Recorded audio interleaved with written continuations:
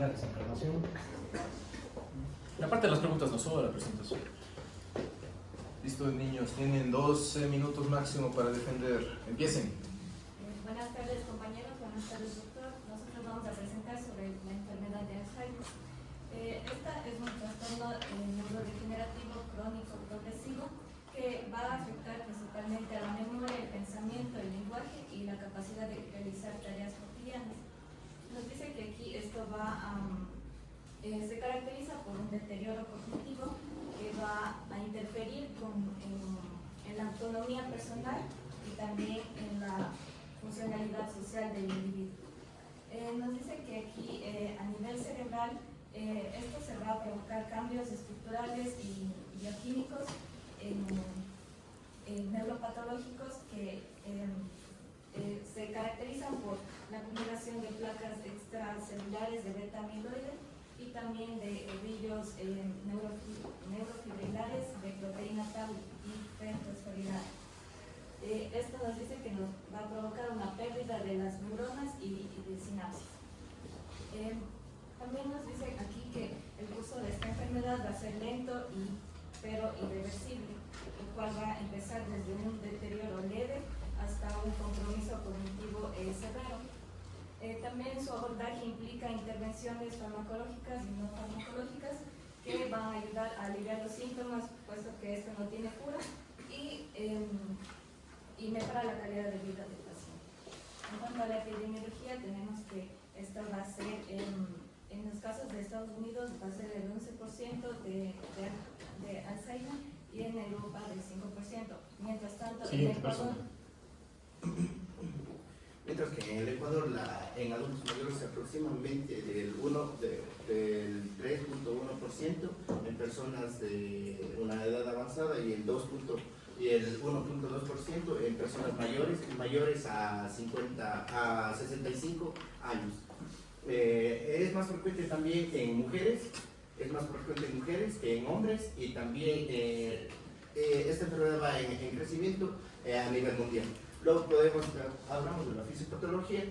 Primeramente, para hablar de la fisiopatología, tenemos el procesamiento anómalo de la proteína precursora de amiloide. Esta en vez de ser eliminada por la vía amilogénica, es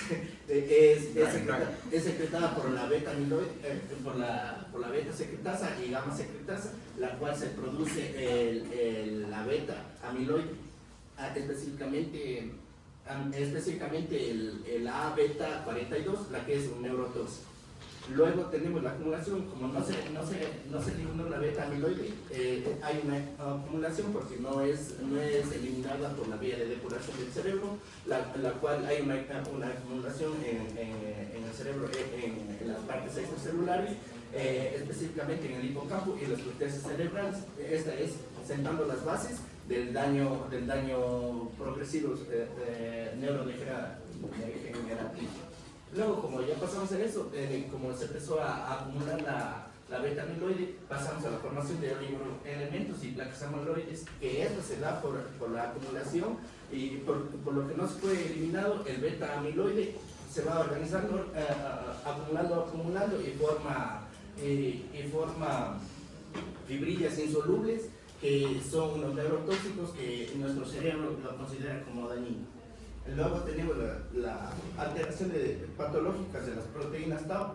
Las proteínas tau, de forma paralela, las proteínas tau sufren una hiperfosforilización que daña los microtúbulos, que ella permite que se encuentre estable los microtúbulos y Siguiente persona, 2 minutos. Ya, bueno, como decía aquí, la alteración de la proteína tau, su función es estabilizar los microtúbulos. Entonces, al perder su función, al estar así, pierde su función, y esta se agrega formando ovillos neurofibrilares intracelulares, comprometiendo gravemente lo que es el transporte axonal. Y bueno, en el déficit colinético, la degeneración de las neuronas del núcleo basal de Meissner ocasiona lo que es la disminución de acetilcolina cortical, contribuyendo a lo que es el daño degenerativo y de la memoria. En cuanto a las manifestaciones clínicas, como ya dijimos en la enfermedad de las manifestaciones se van a presentar de forma gradual conforme avance la enfermedad. Inicialmente tenemos manifestaciones más leves en la memoria, ya que en comparación con etapas avanzadas ya es una pérdida de la autonomía más como que completa de la persona. Bueno, esto también se encuentra relacionado con lo que es ya lo que es el deterioro neurodegenerativo, que va desde el hipocampo hasta lo que es la corteza externa. Aquí en esta tabla está como que separado por etapas para explicar mejor las manifestaciones. En la etapa número 1 casi no hay deterioro, esta es asintomática, aquí se pueden presentar olvidos, lo que son recurrentes. También en un artículo que leímos decía que pueden haber signos prodrómicos, sensoriales o metabólicos, estaban bajo la mnemotecnia de Memories. Aquí decía que, por ejemplo, uno de estos era lo que son alteraciones olfativas, por ejemplo, la hiposmia o la anosmia, y eso se podía presentar igual antes de como tal la enfermedad obviamente. En la etapa número 2 y la 3, que es de un deterioro muy leve a un deterioro leve, tenemos lo que son los olvidos ocasionales, la pérdida de memoria a corto plazo, la dificultad para recordar nombres y una afasia leve. En la etapa número 4, que ya es un deterioro moderado, aquí tenemos la dificultad para completar tareas complejas, falta de, problemas de concentración, igual un olvido más marcado de la memoria a corto plazo y lo que es la agnosia leve. Aquí también teníamos que puede darse el inicio de la anosognosia en los pacientes, y en la etapa número 5, que es ya moderadamente grave, tenemos que el paciente puede presentar desorientación en tiempo y lugar, lo que es dificultad para vestirse adecuadamente, alteración en memoria a largo plazo y lo que es una agnosia más marcada. En la etapa número 6, que es un deterioro grave, igual el paciente presenta desorientación, inversión del ciclo del sueño y también lo que es incontinencia y delirios paranoides o cambio de personalidad. Siguiente persona. Ya. Y en la etapa 7 ya es totalmente considerado como demencia, tenemos el pérdida de control motor, ya tenemos que ya no hay una autonomía en el paciente, tenemos también que ya la atrofia ya es masiva, tenemos que tener en cuenta que el Alzheimer crea una inflamación y la inflamación crea atrofia cerebral, lo que ocasiona eso es causado por el Alzheimer.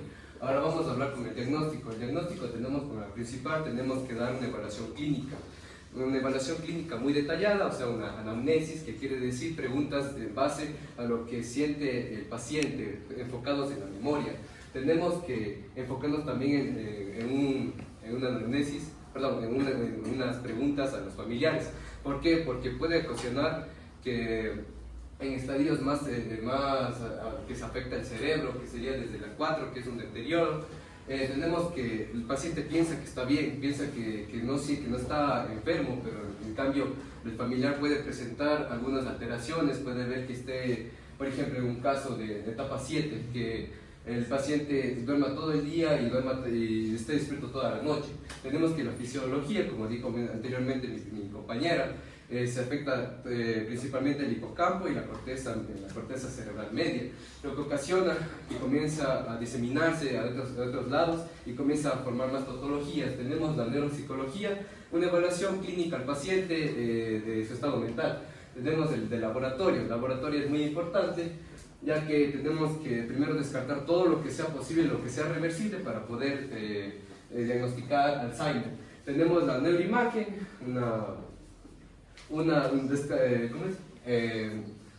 que se puede detectar una atrofia por medio de imágenes, y los biomarcadores, que son dos importantes, que es la beta amiloide, que tiene que estar descendida, y la proteína tau, que debe estar ascendida. Como tratamiento tenemos que el objetivo Siguiente. Como tratamiento tenemos que sobre todo es para retrasar la enfermedad, no existe una cura como tal, y sobre todo para mejorar la calidad de vida del paciente. La base del tratamiento es compensar el déficit de acetilcolina, con lo que serían los inhibidores de acetilcolina esterasa, como el donazepilo, el ribastimina o galantamina, que lo que hacen su acción es el aumento de la acetilcolina sináptica.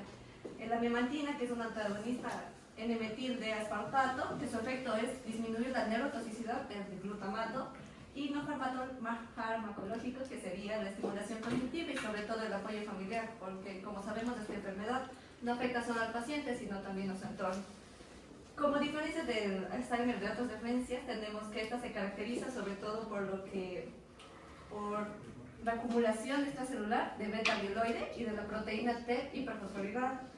Esta que es responsable de la disfunción sináptica y neurodegeneración progresiva y el deterioro cognitivo, lo que tiene que ver con la memoria y la neuroplasticidad también. También de los biomarcadores, que está muy marcado lo que es la disminución del beta-amiloide 42 o también del cociente beta-amiloide 42, beta-amiloide 40,